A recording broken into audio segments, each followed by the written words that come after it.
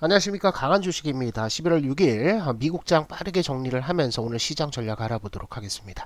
어제 미국 증시는 일제 상승세를 보였습니다. 4대 지수가 모두 올랐어요. S&P 500, 나스닥, 그 다음에 다우, 러셀 2000까지 1% 이상의 상승세를 보였고, 빅스 지표 요게 이제 24선 근처까지 올라갔었거든요. 이거 올라가면 좋지가 않습니다. 왜냐하면 빅스에 물려있는 알고리즘 매매들이 되게 많아요. 그래서 빅스 지표가 올라가면 자동적으로 물량이 나오는 이런 알고리즘이 작동을 한다고. 그래서 수급에 있어서는 빅스가 내려오는 게 좋은데 어제 6% 급락하면서 20선 중반까지 내려오는 모습을 보였습니다. 자, 업종별로 보면 거의 전 업종이 올랐습니다. 유틸리티 올랐고요, 산업재 올랐고, 저 경기 방어주 이런 것도 올랐고, 테크 올랐고, 부동산 올랐고, 은행주도 올랐고요, 그죠? 그래서 전 업종들이 상승세를 보였고, 섹터 맵을 한번 보시면은 그동안은 주거니 받거니 했습니다. 얘네도 순환매가 돌았죠. 이렇게 놓고 보면 요 위에가 이제 테크 쪽이고 요 밑에가 이제 전통 업종들이에요. 그런데 얘가 오르면 얘가 빠지고 얘가 빠지면 얘가 오르고 요런 주거니 받거니 하는 순환매가 있었는데 어제는 거의 전 업종들이 올라가는 모습을 보였습니다.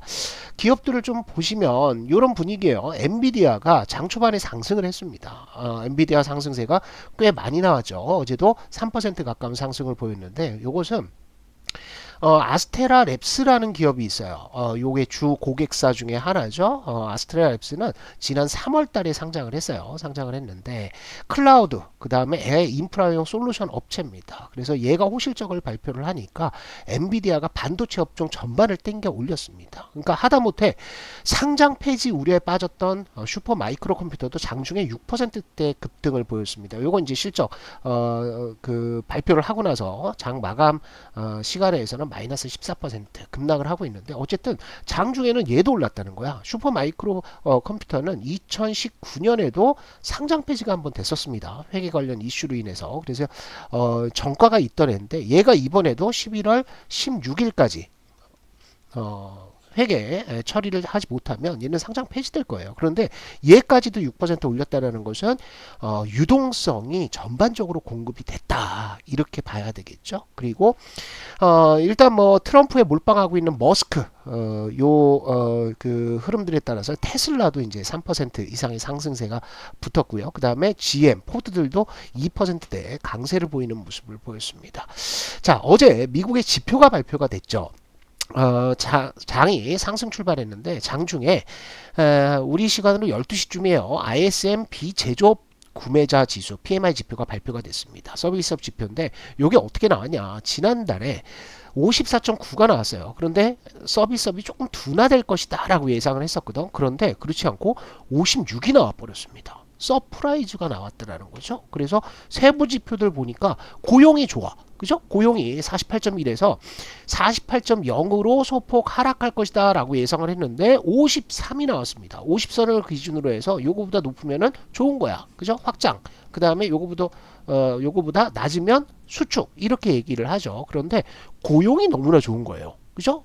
이렇게 되고 나니까 GDP 나우에서도 미국의 GDP 성장률을 2.4%로 올려잡았습니다. 그죠? 그래서 미국의 경기는 좋아. 굉장히 좋습니다. 특히나 제조업 지표가 개판을 치고 있는 과정에서 서비스업 지표가 이렇게 올라가고 있죠. 그래서 미국의 경기는 지금 서비스업이 캐리를 하고 있다. 그러면 우리가 이제 생각해 볼 것은 첫 번째는 제조업이 언제 돌아서느냐예요. 제조업. ISM 제조업 지표가 지난주 금요일 날 발표가 됐죠. 근데 그때도 제조업 지표는 좋지가 않았단 말이야. 근데 서비스업이 이렇게 버티고 있는 상태에서 제조업이 가세한다라고 했을 때는 내년 초중반까지의 미국 경기는 굉장히 좋다라고 생각을 할 수가 있겠고요. 두 번째는 뭐냐면 금리를 봐야 됩니다. 경기가 좋아. 경기가 좋으면 금리 인하를 합니까? 안 합니까? 금리 인하를 안 하겠죠. 그죠? 금리 인하 확률이 떨어진단 말이야. 그러면 어떻게 된다? 시장금리가 상승을 하게 되고 이렇게 되면은 신흥시장은 좋지 않아요. 신흥시장에는 악재가 된단 말이야. 금리가 올라가면. 그죠? 요런 흐름들이었었는데 어제 그래서 금리를 보니까 장 초반에 어떻게 됐느냐 이렇게 됐습니다. 서비스업 지표가 좋아. 그러니까 이게 슈팅이 나왔다고. 그런데 장 후반으로 갈수록 매물이 나오면서 금리가 떨어지면서 국채금리 저 가격이 상승한 거죠. 4.273%대까지 금리가 내려왔습니다. 그거는 일단은 10년물 국채 입찰이 호조를 보였습니다. 비드트 커브라고 얘기를 하죠. 응찰률이 2.58배까지 상승을 했어요. 최근 1년 평균이 2.5에서 2.51이었거든. 2.51. 근데 이거보다 응찰률이 높았다라는 것은 국채 수요가 많다라는 거예요. 수요가 많아. 수요가 많으면 어떻게 됩니까? 국채 가격은 올라갑니다. 그죠? 가격 상승. 국채 가격이 상승한다는 것은 금리는 내려오는 거야. 그죠? 요게 작동을 하면서 금리가 4.273까지 하락하면서 일단 숨통은 튀었다. 이렇게 보시면 될 것 같고, 오늘 빅 이벤트가 있죠. 대선입니다. 대선. 그래서 지금 트럼프 일방 우세에서 트럼프가 7월 달에 이제 요걸 보시면 7월 달에 피격을 당했죠. 그러면서 지지율이 급상승을 했고, 여기서 제조업 지표 뭐 엔캐리 이런 거 나오면서 시장이 박살이 났단 말이야. 그런데 여기에서 바이든이 사퇴하면서 해리스가 등장을 했죠. 해리스. 그래서 트럼프가 피격당하면서 트럼프의 지지율이 쫙 올라갔다가 해리스가 나오면서 해리스가 역전을 했단 말이야. 그런데 그 이후에 10월 달에 트럼프가 다시 재역전을 하면서 엎치락뒤치락 하고 있는 거예요. 그죠? 그래서 이런 흐름들에 따라서 지금 지지율이라든지 아니면 베팅 사이트들의 확률, 당선 확률 이런 것들이 상당히 혼조를 보이고 있습니다. 그래서 오늘은 요걸 보셔야 될 것 같아요. 이제 엑시트 폴이라는 것은 출구 조사죠. 제가 여기 저 링크를 올려놨는데, 출구 조사가 나오기 시작하면 우리 시장으로 오전장에 시작을 할 거예요. 오전장에 요거에 따라서 이제 변동성이 좀 생길 거고, 개표가 진행이 되면 요거는 이제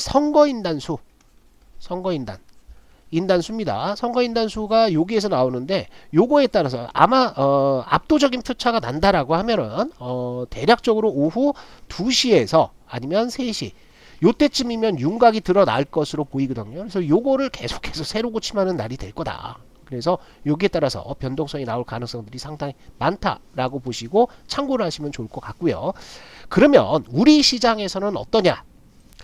자, 우리 시장은 좋지는 않아요. 현물 수급만 보면 알 수가 있죠. 자, 10월 말에 어마어마한 매도가 나왔습니다. 삼성전자 거의 뭐 박살을 내놨죠. 외국인들 매도가 나왔는데, 지금 지수가 반등하는데 외인들이 사느냐? 사지는 않습니다. 그죠? 요렇게 보시면은 이거는 사는 게 아니고 매도를 줄인 거야. 매도 감소 때문에 자율 반등을 하는 거고요. 그리고 여기에서 끌어올렸던 것은 기관 쪽입니다. 프로그램 매수가 받아줬고, 요 프로그램 매수에 더해서 연기금 들어왔고요. 그죠? 기타 금융 들어왔고, 이러면서 종목들이 좀 올랐습니다. 코스닥이 더 강하게 올랐죠. 그래서 아직까지 우리나라의 수급은 개선되지는 않았다. 하지만 매도가 좀 풀리고 있습니다. 그리고 우리 시장에는 악재가 좀 있죠. 첫 번째 악재, 금투세였는데, 금투세는 이제 마무리 국면에 들어갔습니다. 이제 여기에서는 어디까지 나가야 된다? 상법 개정까지 나가는 게 필요하죠. 개정. 요게 이제 필요한데, 일단 금투세가 폐지되면서 대형주 쪽에는 영향이 그렇게 없습니다. 그런데 어디 쪽에? 코스닥의 수급은 확실히 살아났습니다. 그리고 연말로 갈수록 예탁금 조금 증가할 가능성들이 있어요. 그리고 매년 연말만 되면은 무슨 일이 있었습니까? 10월달, 11월달, 12월달에 개별 종목들이 일제 하락을 했습니다. 매물이 터져 나오는 거야. 왜? 대주주 요건에 해당되는 사람들이 일단 물량을 줄이는 거죠. 줄였다가 연초에 다시 사는 그런 흐름들이 나왔었는데, 이런 수급 공백은 이번에 나오지 않을 가능성들이 있습니다. 두 번째는 정치적인 불확실성. 이거 굉장히 큰 겁니다. 지금 대통령의 지지율이 17%대로 추락하면서 탄핵 얘기 나오고 있죠. 그러니까 모든 전국의 저 정치권이 어디에 들어간다? 여기에 들어가 있어. 여기에 특검, 그죠? 특검 또 탄핵 뭐 이런 얘기만 하고 있어요. 이렇게 되면 밑에 있는 공무원들 이런 사람들은 뭘 하냐? 자, 여기에서 부서진 배에서 뛰어내려야 되냐? 아니면 좀 버텨야 되냐? 그 가거제이기 때문에 정책에 일관성이 없어. 일관성도 없고 정책의 추진도 잘 되지 않는단 말이야. 이런 것들이 이제 부담이 되는 거죠. 이런 것들이 빨리 개선이 돼야 됩니다. 그런데 이제 외국인들의 수급들을 보시면은, 특히 이제 파생 쪽 수급을 보시면, 자, 여기 보시면 지금 이제 상방 쪽으로 요게 이제 콜이고요. 요게 이제 풋입니다. 풋. 일단 외국인들이 막아놓기는 했어. 여기에 콜 매도를 했죠. 콜 매도를 했으니까 이거 위로 올라가면 어떻게 되는 거예요? 외국인들은 손해를 보는 겁니다. 그죠? 그렇기 때문에 요게 이제 방어막의 역할을 한다고 간단히 설명을 하면 방어막의 역할을 해. 그런데 여기에다가는 뭘로? 콜 매수를 하면서 상승할 것이다 베팅을 해놨어. 요 방어벽이 무너지면 여기에도 콜 베팅을 해놨어. 여기도 방어벽이 있죠. 그런데 그 위에는 더 매수 베팅, 상승 베팅을 해놨어. 그러니까 딱 봐도 어느 쪽으로 콜 쪽으로 저 외인들의 포지션이 많이 쌓여 있는 것들을 보이고 있습니다. 그래서 외인들, 파생 쪽 외인들은 일단 지수의 상승 쪽을 대비를 하고 있는 상태죠. 자, 우리 시장의 ADR 보시면 침체권에 들어가 있습니다. 코스피가 81.6까지 내려갔죠. 코스닥은 처참합니다. 그죠? 그런데 이제 시장은 바뀌고 있어요. 제가 이제 무슨 얘기를 했냐면 우리 정방에서 보고 있는 시장 변곡 지표라는 게 있다고요. 이 시장 변곡 지표를 보시면 시장 변곡 지표가 만약에 반등을 한다. 특히 어디서 침체권에 왔다가 반등을 한다라고 했을 때는 굉장히 매매하기 편안한 시장이 된다라고 말씀을 좀 드렸었거든요. 그래서 우리가 이제 보는 지표들을 잠깐만 보여드리면 이런 겁니다. 자, 보시면 시장이 이렇게 움직여요. 이렇게 상승을 하다가 시장 변곡 지표가 고점을 치고 내려옵니다. 그러니까 과열권으로 들어가서 여기서 꺾이면 지수 박살나는 거예요. 그죠? 그러다가 다시 이렇게 시장 변곡 지표가 올라가는 과정에서는 상당히 편안한 장이 됩니다. 그런데 10월달 중순에 이 시장 변곡 지표가 고점을 쳤다고. 그러면서 얘가 내려오는 동안 시장이 얼마나 힘들었습니까? 그죠? 그런데 지금 어떻게 되고 있다? 여기 반등이 나오고 있습니다. 그러면 얘가 올라가는 동안 어디까지? 한 80선에서 100선 근처까지 올라가는 동안은 분위기 좋다 이거야. 한국 시장도 역시나 마찬가지죠. 얘도 보시면 시장 변곡이 꺾여. 이렇게 고점에서 과열권에서 꺾인다라고 하면 시장이 안 좋아. 침체권 20선 근처에서 다시 올라가면 시장이 좋아.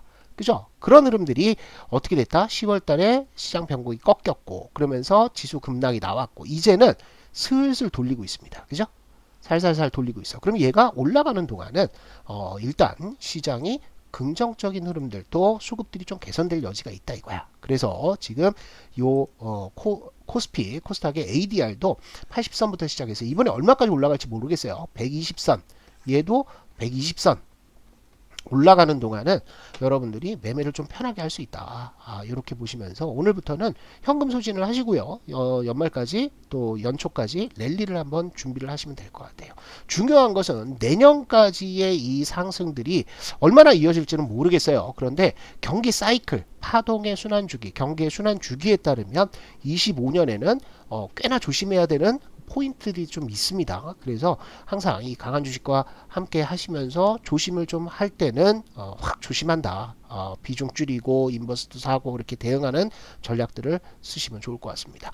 종목에 대한 얘기는 우리 텔레그램 방에서 하고 있습니다. 그래서 이 글에도 있고 우리 유튜브 영상에 링크를 달아놨습니다. 그래서 무료 텔레그램 방으로 오셔가지고 종목 얘기하시고 장중 실시간 내용들을 좀 들어주시면 좋을 것 같습니다.